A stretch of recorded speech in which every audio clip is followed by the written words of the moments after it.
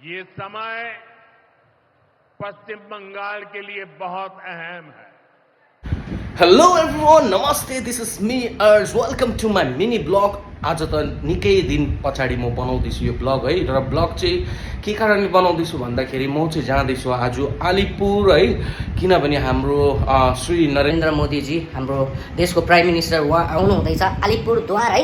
र यहाँदेखि अलिपुरद्वार चाहिँ अराउन्ड 1.5 आवर्स मात्रै लाग्छ यहाँबाट जानुको लागि। सो म पनि यसो उहाँलाई लाइभमा एकचोटि हेर्नको लागि मात्रै भए पनि जाँदैछु। सो बाटोमा म देखाउनेछु कता कता के हो कस्तो हो भनेर है। अनि उहाँको सभाको त अब डाइलग्सहरू त दामी नै हुन्छ, त्योहरू पनि म कतिवटा क्लिप्सहरू देखाउने नै छु तपाईँलाई। Thank you. सो अब चाहिँ निस्किँदैछु है। लेट होला जस्तो छ आज त, अलिक छिटो छिटो गर्नुपर्ने। अलिक जतिसक्दो छिटो गऱ्यो भने चाहिँ छिटै पुगिन्छ। अलरेडी 10:30 भइसकेको छ। छिटो छिटो गरेर निस्किनुपर्छ अब।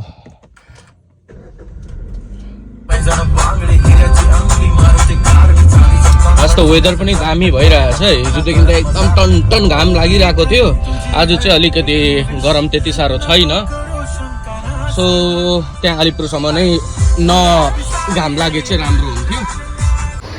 हेत्तेरिका बाटोमा जाँदा ठिक्कै याद भइहाल्यो नि, गाडीको पल्युसन मेरो उयो भइरहेछ। फेरि अलिपुर जाँदा केही चलान भइदियो भने चाहिँ बर्बाद हुन्छ। त्यसले गर्दा पल्युसन चाहिँ गरिहाल्नु। पल्युसन सेन्टरमा यहाँ आएको छु हामी हो। यता बहिनीले गरिदिँदैछ पल्युसनको लागि। सो यो फाइनली बसिएछ पल्युसनको पनि। अब चाहिँ निस्किनुपर्छ भट्टाभट। गयो अब यहाँबाट चाहिँ निस्क्यौँ है डाँडा गाउँबाट। तर खै जामहरूले गर्दाखेरि अब टक्कै हातमा 1.5 घन्टा मात्रै छ। 12 बजेको हो। ठिक्कै अहिले चाहिँ 10:33 भएछ। तर अहिले त बाटो पनि यहाँ जो अलिक बनिँदैछ है। अन्त बेसी जाम त हुँदैन होला त्यति साह्रो। हेरौँ, टाइममा पुग्ने कोसिस गर्नुपर्ने छ। र एकजना चाहिँ मेरो साथी भएछ भने चाहिँ हेमिल्टनबाट चढ्छु भनेको छ मसँग। तर म चाहिँ एकदम एक्साइटेड भएकोले गर्दा एक्लै भए पनि जान्छु भनेर निस्किदिएको नि। अहिले बेसी भिडियो त बनाउनु सक्दिनँ म हो, किनभने एक्लै छु। हेमिल्टनसम्म चाहिँ अब एकैचोटि त्यही पुगेर नै बनाउँछु होला। अहिले चाहिँ म निस्किसकेको छु यहाँबाट। यता बस स्ट्यान्ड पुगिसकेको छ। सो अलिकति गाडी पनि छिटो छिटो जानुपर्ने हुन्छ, त्यसले गर्दाखेरि त्यति भिडियो बनाउनु सक्दिनँ। अब अहिले गरिहालिन्छ हेमिल्टनदेखि। अहिले चाहिँ भने हामी पुगिसकेको छु हेमिल्टन हो। यता साथी दाजु आइपुगेको छ। ल फेरि यहाँबाट निस्किने। अरे यहाँ ढिलो भएको टाइममा घरिघरि यहाँ फाटकहरू बन्द भएर छैन। पर्खिँदा लु कति बज्यो? 11:16 भइसकेको छ। फिलहाल अहिले चाहिँ हामी कालचिनी पुगिसकेको छौँ। जामहरू चाहिँ नभेटोस्। अगाडि त जाम थियो। यहाँ कालचिनी स्टेसन तपाईँले देख्नु सक्नुहुन्छ। यहाँ कालचिनी स्टेसन हो।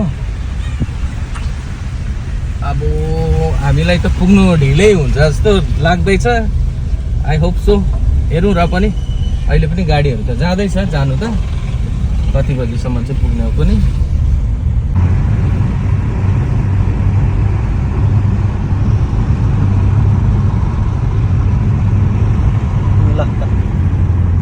ल भरे बात गरौँ न बेलुका। के फरेस्ट अरे? राजा भात खावा फरेस्ट।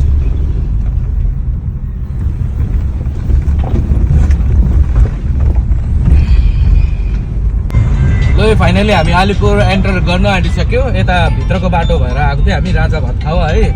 अब चाहिँ हामी एन्टर गरि नै सक्यौँ भनौँ न। यताबाट माथिबाट चाहिँ जाने अब यो गुवाहाटी जाने बाटो, त्यहाँदेखि यहाँबाट यताबाट चाहिँ अलिपुर ल पुग्न आँटेको छ। अब चाहिँ हामी अब 10-15 मिनट लाग्छ होला होइन, समथिङ त्यस्तोमै पुगिहाल्छ। 15 मिनट मिटिङै जाबे त। चलो तले আমার পিছে आओ। कता यता ल 10-15 मिनट भन्दै थियो। अब चाहिँ पुगेको 10-15 मिनटमा, किनभने हामीलाई त्यो सिधा अलिपुर पोस्ट त दिएन, जुन चाहिँ गुवाहाटी रोड भन्यो त्यहीँबाट नै जानुपर्ने रहेछ। अन्त यस्तो चेपचेपबाट निस्किनु पऱ्यो हामीलाई। अब चाहिँ हेरौँ कति घन्टामा चाहिँ पुग्ने हो। कुनै भित्रको रोड भएर चाहिँ त्यहाँदेखि चाहिँ पछाडिपट्टि त्यो ग्राउन्डको साइडबाट जानुपर्छ भनेर भन्दै थियो। अनि मात्रै पो परेड ग्राउन्डमा चाहिँ पुग्ने रहेछौँ। अब पछाडिको बाटोबाटै निस्किनु पऱ्यो नि त। एकदमै साँघुरो जग्गा रहेछ। तर पनि जाँदैछौँ हामी। हेरौँ न अब मान्छेले त भन्दैछ यहीँबाटै जान्छ भनेर अब खोज्दै जाँदैछु हामी त जेबनस गाउँको बाटो चाहिँ शीतल छ है बासाङ बाटो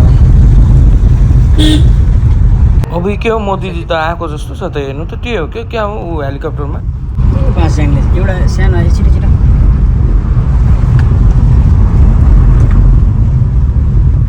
आयो आयो आयो आयो आयो आयो आयो ढिलो भयो नि हामी अब ग्राउन्डमा बुढो झरे बाप्रे फाइनली पुग्यो भित्रको पकेट रोड पस्नु पऱ्यो त बाप्रे मान्छेहरू हेर्नुहोस् न यहाँ कति हिँड्दैछ बाप्रे पार्किङ पनि नभेट्ने हो परेसानी पसिना एसीमा बसेर पनि त्यो अब सर्टकटहरू जाने भनेर भनेको के को सर्टकट नि सबै झन् लङ कटहरू पो परेर तर पनि फाइनली अब गाडी चाहिँ पार्किङ भइसकेको छ पछाडि अब जाँदैछु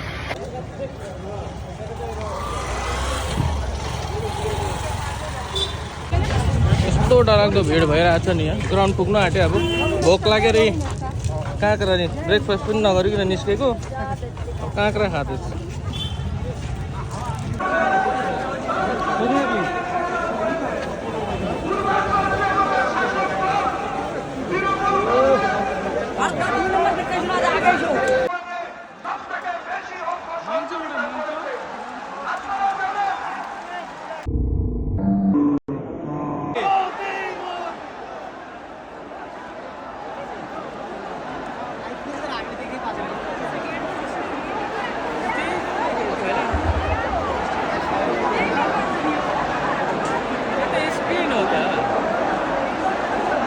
माननीय प्रधानमंत्री जी के आत्मनिर्भर भारत के लक्ष्य की दिशा में एक महत्वपूर्ण कदम है जहां हर क्षेत्र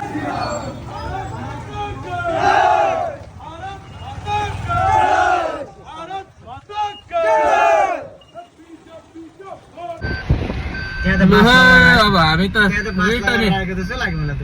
हालत खराब हो स्क्रिनमा मात्रै हेर्नु पायो हुँदैन रहेछ आम्मामा लाखौँ मान्छे छ अन्त बाप्रे कहाँ सक्छ अलिकति मात्रै झलक्कै देखेँ त्यति नै हो अब हामी चाहिँ फर्केको यहाँ त्यसै पनि हावा पानी आउला जस्तो पनि हुँदैछ हो बिजोक हुन्छ मान्छे एकपल्ट चेप्टे भने चाहिँ यहाँ चाहिँ घर चाहिँ फर्काएर जाँदैन त्यसले गर्दाखेरि आज हेर्ने सपना पनि 10% जस्तो मात्रै भयो पुरा सेकेन्ड आइडिया जस्तो भइदिएको पनि एकदम भिड नि हौ बाप्रे यहाँ मेरो अनुहार हेर्नुहोस् है हालत कस्तो भइरहेको छ बास निकाल्नु जानु पर्दैन होला फेरि दिन्छ खाली चाहिँ हेरौँ हामी त निस्केको ल है अब चाहिँ निस्केर हामी चाहिँ खाँदैछौँ यहाँ पुच्का त्यसको बादमा जाने घर thank you guys for watching this video till the end तपाईँहरूलाई राम्रो लाग्यो भने चाहिँ प्लिज लाइक कमेन्ट अनि सेयर गर्नु चाहिँ नभुल्नु होला थ्याङ्क यू